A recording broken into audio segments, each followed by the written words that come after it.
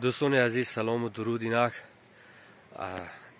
با بهانه نوروز آمدیم به زیارت خاکجای استاد رودکی و اصلا خود استاد رودکی میفرمایند که از شاعران نوند منمو نوگواره یک بیت پرنیان کنم از سنگ خاره و یک بیت پرنیانی از سنگ خاره محض استاد رودکی میکنند و ما هم یک بیت پرنیان یک برگ سبز آوردیم با زیارتشان به آثارخانه که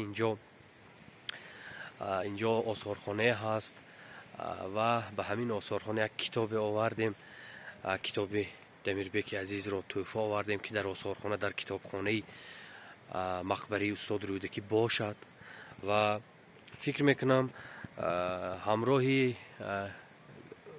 دوستان دمیربک هم چندین بار غزل های استاد رودکی را خوانده بود و یادم هست در محفل شعر من وقتی که نوبتی سخن رسید سرود خواند و دعا کرد که بزرگمهر الهی شعرهای شما 1000 سال عمر بیند و در برابر این سرودهای ما هم 500 سال عمر بیند و گفت جز این دعا نگویم که رودکی گفته 1000 سال بیزی 100,000 سال بیزی. این دعای دمیربک بود و چون دعای دمیربک البته در مقبره استاد رودکی ما هم به این دعای دمیربک آمین میگوییم که این دعا مستجاب شود الها و سرودهای دمیربک 500 ساله نه سالهای دراز عصرهای دراز عمر بیند و که او هم ترنمگری استاد رودکی بود، شش مقام را خوب میدانست، تنبوری بود و آهنگ بگذار در کتابخانه مقبره استاد رودکی بیستد. اینجا از کتابخانه و ما حالا به همین کتابخانه وارد میشویم و میسپریم کتاب رو. اینجا آثارخانه مقبره استاد رودکی است و ما حالا با هر دو همین و نوبت وارد میشویم.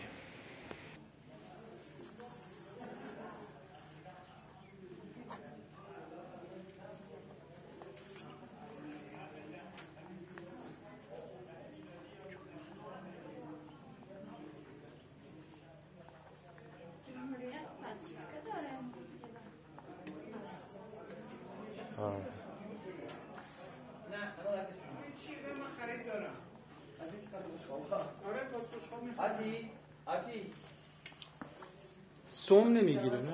سلام. فارسی یا انگلیسی؟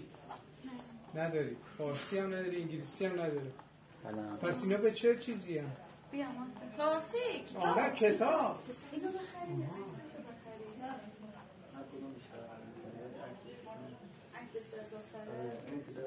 کاش یه جا پیدا کنید فقط سومانی میخواد. آره. دلار بهش پیشنهاد دادیم، سوم بهش پیشنهاد دادیم. بچه‌ها دستم میگیریم از چه خطکجه یه خط. من داخل کتابخانه استاد رودکی شدیم و کتاب را هم سپردیم و اینجا از ایران یک گروه مهمانان حضور دارند. مسئول کتابخانه کتاب ها را پذیرفتند و بسیار خوشنود هم شدند. یاد دمیربک گرامی بود.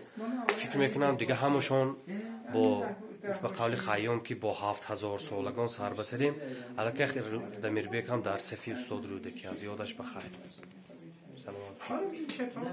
معروف این رجب امانوف عالم سخنشناس تاجیک بسیار معروف سخنشناس تاجیک این رانوف ولی رانوف این سخنشناس شوروی است